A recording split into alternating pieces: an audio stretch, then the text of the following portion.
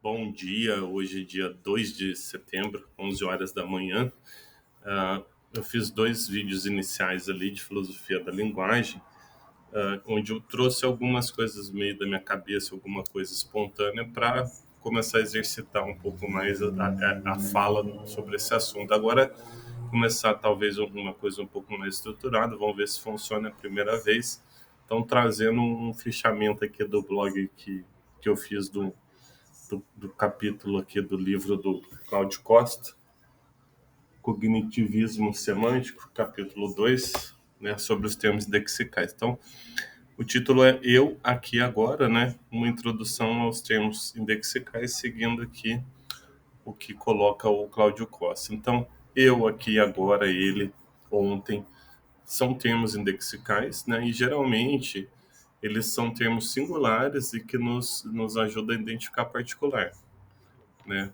E assim é um momento em que a linguagem, ela de fato, ela toca a realidade, né? Porque eu estou identificando particulares através desses índices, digamos, esses termos que funcionam como um índice para essas coisas. Então, esses termos lexicais, eles têm duas espécies de significado, né? Há, por um lado, um significado que ele é mais linguístico, né? E é dado pela função lexical, ou seja, quando eu falo eu, o eu é um pronome pessoal, que todo mundo sabe que o eu é um pronome pessoal. Mas, por outro lado, tem um sentido, né? Quando a gente fala do conteúdo semântico. Então, eu, mas eu quem? Cara pálido, né? Então, pegando aqui primeiro a função lexical, ela é exatamente, então, o sentido literal do termo e ele não varia do contexto de proferimento. O que é um contexto de proferimento? É o contexto que envolve aquela situação de fala, ou seja, tem o falante, tem os ouvintes, um auditório público, tem objetos que podem ser referidos, local, tempo. Então, tudo isso é o contexto de proferimento. E o contexto, esse contexto ele pode se dividir em dois, que um é o contexto de ocorrência, o outro é o contexto de avaliação. Ou seja, quando eu falo amanhã irá chover, eu estou falando agora que amanhã vai chover. Então, contexto de ocorrência é o contexto quando eu sentencio, e o contexto de avaliação quando o fato vai se dar ou o evento, e aí eu vou poder determinar o seu valor de verdade, vou poder verificar. Então, isso se dará no contexto de avaliação. Aqui só fazendo esse parênteses mais técnico aqui dessa definição de contexto de proferimento. E essas funções lexicais, elas possuem regras, né, que o Costa aqui vai definir, que normalmente ele chama algumas funções lexicais de originárias, né, ou standard, que são aquelas funções que a gente aprende quando a gente aprende a linguagem, né? O nosso processo de aprendizado envolve esses termos indexicais usando essa função lexical. E, e a gente pode investigar essa semântica nas situações ali de dialógicas da linguagem natural, ou seja, olhando a própria linguagem, a gente já consegue ter regras, essas regras linguísticas dentro da função lexical. Então, são as regras A, por exemplo, demonstrativo este é o objeto próximo do falante apontado por um gesto de ostensión, por exemplo, este teclado. Demonstrativo aquele é um objeto distante do falante apontado por objetos de ostensión, por exemplo, aquela flor. Então, este, próximo, aquele, distante, sempre usando o gesto. O pronome pessoal eu é quem está falando, né? Que aí, como é que o Costa define? Aplicamos o pronome pessoal eu para indicar quem o está proferindo no momento em que o profere, tá? Essa é a regra A3. Aí temos para o pronome pessoal nós, que são os falantes ouvintes, os pronomes pessoais tu, você e ela, que é o auditório. Advérbios aqui, agora, que é de lugar e momento, né? E os advérbios de tempo. Hoje, ontem, que é o dia do proferimento, o dia anterior, etc. Mas, né, se essa função lexical ela é invariante, se aplica aí a contextos limitados, né? Porque o eu ele sempre se refere a pessoa que o proferir no momento que o profere, né? Ou seja, ele basicamente está falando ali da referência, né? Mas essa função lexical ela é insuficiente quando há significação envolvida. Por exemplo, eu estou com dor de cabeça, ela pode ser verdadeiro ou falso quando dito por pessoas diferentes ou em momentos diferentes, né? Então a frase, a gente sempre entende, eu estou com dor de cabeça, a pessoa que está falando está com dor de cabeça, mas eu falando isso agora é falso. Mas pode ser que alguém falando agora seja verdadeiro, por aí vai. Então, esse conteúdo semântico, que é a segunda espécie de significado dos indexicais, ele se liga a uma situação real, né, de fala, e ele muda conforme o objeto, conforme o contexto de proferimento, tá? Mesma coisa, se eu falar eu estou aqui, né, eu posso, por um lado, né, tá fazendo uma identificação física minha de uma pessoa de carne e osso que está se referindo eu, né? Mas esse eu estou aqui pode ter muito mais riqueza, pode ter uma intencionalidade que vai mais além do que essa mera representação espaço-temporal aqui de eu dizer eu estou aqui. Por exemplo, se eu estou aqui é dito por uma pessoa que vai visitar um doente no hospital, que não se encontra bem, e quando a pessoa fala eu estou aqui, ali ela está passando uma mensagem para aquela outra pessoa, para o ouvinte, né? Então, assim, tem elementos ali submersos, né? Além da mera referência daquela pessoa que está ali, tem, né, algo que é compartilhado ali entre o falante e o ouvinte e a história deles e tudo mais. Então, isso tudo é dado pela essa parte do conteúdo semântico aí, dos termos indexicais, né? Aí a gente já começa a entender mais ou menos que a gente está falando de função lexical e conteúdo semântico, que nos lembra bem ali o Frege, né, que a gente comentou já brevemente, como pretendemos falar bastante dele, que ele faz essa distinção de sentido e referência, né? E o sentido é o Sinn, em alemão, e a referência é o Bedeutung. Então é como se o sentido fosse conteúdo semântico e o Bedeutung fosse a função lexical, mas que não vai ser, a gente já vai ver isso. Mas o Costa começa a falar aqui do sentido freiriano, que é o quê? Beleza, a gente falou desse sentido do eu, né, que é da autorreferência, e ele não está levando em conta aqui outros usos de eu que pode ser usos impessoais, que não é realmente um uso do pronome pessoal. A gente não vai entrar nesses outros casos ali mais, né, mais de exceção. Vamos falar do eu como pronome pessoal, né? Então ele está falando assim, o Costa argumenta que há mais do que o conteúdo semântico, seu próprio objeto eu, né? Como pensaria uma teoria da referência direta, ou seja, iguala, né, o sentido com a referência numa coisa só. Essa é a teoria da referência direta.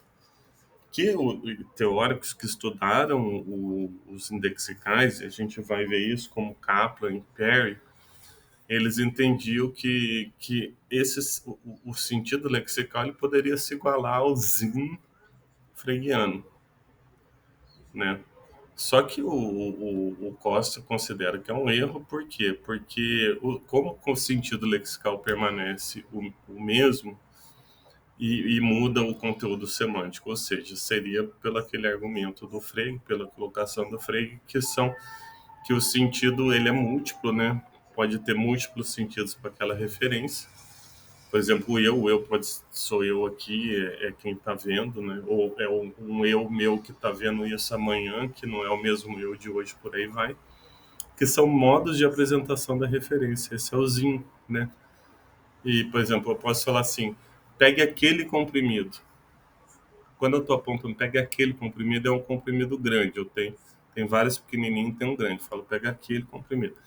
Ou pode ter um monte de comprimido branquinho e tem um azulzinho. Eu falo, pega aquele comprimido. Ou seja, eu posso estar falando do comprimido branco, comprimido azul e por aí vai, né? Então, o que eu posso vai dizer? Olha, quando a gente está estudando indexicais, vamos usar o Zin freguiano, sentido freguiano, para dar conta desse conteúdo semântico. Que para lá na proposta do Frege é o valor cognitivo. Por quê? Porque eu estou falando a mesma coisa, mas o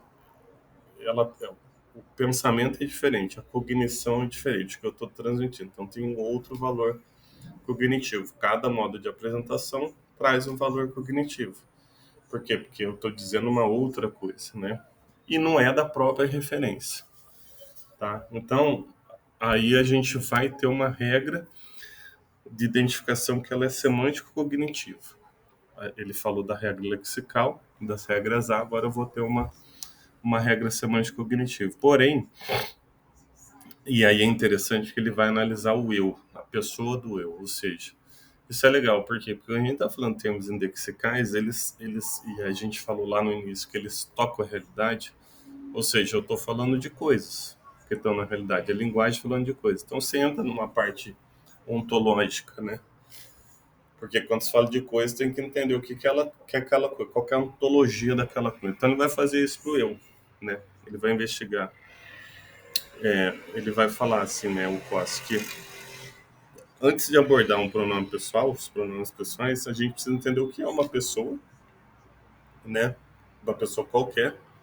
Então, primeiro parte disso, aí depois a gente coloca um contexto. Você pode colocar propriedades nessa pessoa, como sexo, como altura, largura, peso, por aí vai. Então, né, você parte desse eu, coloca ele no contexto, né?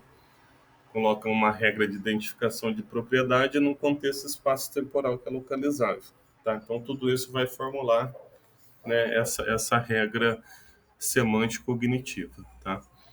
Então, assim, o objeto, né, falando um pouco mais do eu, né, real da referência do pronome pessoal eu, é uma certa pessoa, que ela é uma pessoa composta de uma mente e um corpo biofísico, conforme formulado pelo Strawson. Então, o Strauss ele trouxe uma ontologia ali do eu, porque ele considera que o eu é o particular mais básico, digamos, do mundo, só que esse eu ele é feito de corpo e de propriedades mentais e propriedades biofísicas, né? Então, pretendemos também, quem sabe, explorar um pouco mais essa metafísica descritiva do Strawson, né? Então, quando ele está falando isso, ele está falando, olha, esse eu, ele é muito mais daquele eu Humeano, do Hume, que era aquele fluxo de sensações, né? Que vão passando e o eu não é uma coisa, não tem ali uma propriedade, um ego ali meio cartesiano, não. O eu é esse fluxo, não. O Costa, ele vai nessa questão da pessoa, que então é um eu que ele é empírico, espaço-temporal e psicológico, né? E esse eu é a nossa autoimagem, né? Ele tem ideia, tem memórias, convicções que vão sendo formadas e aí ele vai definir dessa maneira o eu, uma constituição egóica psicológica, que é acessível através, ele é acessível por partes. Eu não consigo me acessar o meu eu como um todo. Por quê? Porque eu não posso ser observador e observado ao mesmo tempo, tá? Então, assim, eu vou me observando e vou formando uma ideia e vou formando uma ideia de mim mesmo no decorrer do tempo. Então vamos citar a definição aqui do Claudio Costa quando ele fala do eu, né?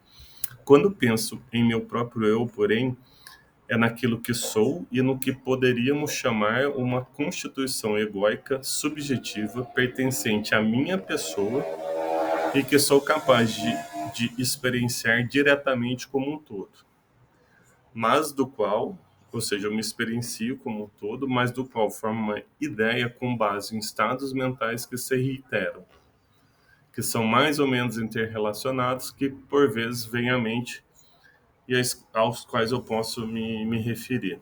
Então, assim, eu não tenho um acesso cognitivo direto ao meu eu, mas é por essa teoria, a partir daquele fluxo humeano que eu vou formando, eu vou me construindo, né, ideativamente, idealisticamente, e vai correspondendo a esse eu real, né? Então, aqui fazendo essa análise do eu, né, que é o objeto ali do indexical do pronome pessoal. Então, como a gente já tem a regra lexical e a definição ali do eu, a gente pode falar agora que trazer uma regra que possa identificar o conteúdo semântico, né? Se a regra 3 lá, ela fala do significado linguístico, agora o significado semântico é dado por A3S. Eu estava falando do A3, que é a terceira regra ali do pronome, né, pessoal? Tinha o demonstrativo esse, demonstrativo aquele pronome. Então, o A3S, só para a gente lembrar como é que era o A3, era: aplicamos o pronome pessoal eu para indicar quem está proferindo no momento que o profere. Tranquilo, essa é a regra lexical. Agora, como é que fica o A3S, que seria a regra semântico-cognitiva? O pronome pessoal eu tem a função de indicar uma pessoa formada pela constituição egóica X do indivíduo físico-biológico Y que o está proferindo em um momento T, em um lugar L e em circunstâncias C de nosso mundo real, tal como ele é capaz de ser pensado pelo falante e pelo auditório na interação comunicativa. Então, quando a gente preenche essas variáveis, né, x, y, t, tarará, eu vou ter acesso a uma pessoa particular, mas não é a referência direta ainda, né? Essa instanciação, essa pessoa particular, ela é uma pessoa pensável, que se dá por essa regra, ela tem uma constituição espaço-temporal localizável, né? Porque eu defini essas variáveis e a gente consegue conversar sobre esse eu, né? Todo mundo conhece, falante, auditório e tudo mais. E esse eu, ele espelha essa definição de instanciação, A3S espelha um A3R, que aí sim é a referência. Enquanto tal, é o eu empírico ali no contexto concreto. Então, o que o Costa está fazendo aqui? Uma distinção que ela é tríade, tá? Por quê? Porque além do A3S, eu vou ter o A3R, que é a pessoa real correspondente. Quando eu pego aquelas variáveis e coloco os dados do mundo objetivo mesmo. Então, o A3S ele é pensado, certo? É o Sinn, sentido, e o A3R, que é realmente a pessoa, o fato no mundo, é o Bedeutung, a referência, tá? Só então esse espelhamento aqui, que o Costa está admitindo aqui, é uma teoria da representação. Ou seja, meu pensamento é uma representação da realidade. Ele usa um ponto importante, que a gente já chegou a ver isso no passado, até falando em filosofia da mente, tudo, que é o representacionismo, né? Que hoje em dia ele até um pouco pode ser meio que tentar se comprovar pelo uso dos exames de imagem de Bode fMRI, que consegue meio que mostrar imagens do cérebro que se relacionam com o que a pessoa está vendo, né? E digamos que é isso que está no nosso cérebro, que é o que a gente pode compartilhar do que a gente está vendo no mundo, né? Por exemplo, pegando um exemplo, né? Eu posso compartilhar minha sensação de fome, ou seja, uma sensação que eu tenho, mas não posso compartilhar a fome em si, isso eu não consigo dizer. Isso não é comunicável. O que é comunicável é dados do sentido, sem ser dado. E não é como se fosse aquela, mal comparando, a distinção kantiana de fenômeno e coisa em si, né? Então, como é que fica essa distinção triádica do Costa? Primeiro eu vou ter o significado lexical do indexical, depois eu vou ter o conteúdo semântico cognitivo do indexical e por fim eu tenho a referência do indexical. Então, o A3S é aquela maneira freguiana, modo de apresentação do objeto, ele por pensamento, e o A3R é o objeto no mundo, né, aquela constituição egóica. Aí o Costa vai fazer o mesmo procedimento para tratar do este, né, que é a regra do A1, para derivar o A1S e tudo, e aí ele vai falar do este de coisas. Então, o este, se fala mais de coisa, então ele vai trazer uma ontologia de tropo, que são de propriedades que a gente, num outro momento, vai tratar disso, né? De qualquer forma, a função léxica de A1, né, do este, entre a função lexical do A1 e o mundo, a referência do A1R, tem o conteúdo semântico, né, cognitivo, que é um A1S do objeto que é pensado, que corresponde a um A1R. Então, o A1S, que é esse conteúdo semântico, ele pode variar. Ele pode ser. São vários intermediários entre o A1 e o A1R. Tem vários A1S aqui, que inclusive isso permitiria você falar de quando as pessoas têm alucinação. O que é a alucinação? É uma imagem que eu transmito, um pensamento que não tem uma realidade ali. É um pensamento que é formado só dentro de mim. Então, é um conteúdo semântico cognitivo que eu passo para outra pessoa, mas não tem uma referência. Então, isso é como se fosse uma alucinação também interessante nesse ponto. Aí, conforme o Costa, né, cita aqui, a satisfação de A1R costuma conduzir causalmente à satisfação do A1S, que, por sua vez, nos permite a cognição, oferecer-nos o conteúdo cognitivo que é, no final das contas, o modo como a referência nos é apresentada. Ou seja, da mesma forma que lá no A3, no A1, a gente tem o experimento de fato empírico, por exemplo. Um fato empírico, o Sol nascer, né, se espelha em estados fenomenais, que é o quê? Um círculo luminoso no olho. Eu vejo o Sol que está nascendo, é um fato, e eu tenho aquela imagem vermelha no olho, que é o fenômeno da coisa.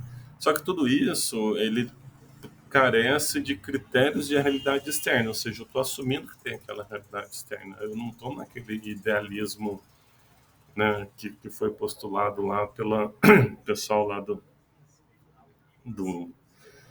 do empirismo inglês e tudo mais, que era extremamente idealista lá, chegando ao Berkeley e tudo mais. Não. Quais são esses critérios que a gente tem que assumir quando a gente está falando de valor cognitivo? De critério de realidade externa, a independência da vontade, a máxima intensidade sensorial, a possível intersubjetividade, o segmento das leis naturais e adequações ao contexto esperado. Bem, acho que a gente consegue fechar aqui uma- esse capítulo do Costa, que digamos que o início dele, né, é, e falando dessas regras, né, cognitivo-semântica, das regras lexicais, dessa aplicação nas referências, pode ser feito do A1 até um A7, né, sempre usando os critérios de realidade externa e um consenso interpessoal.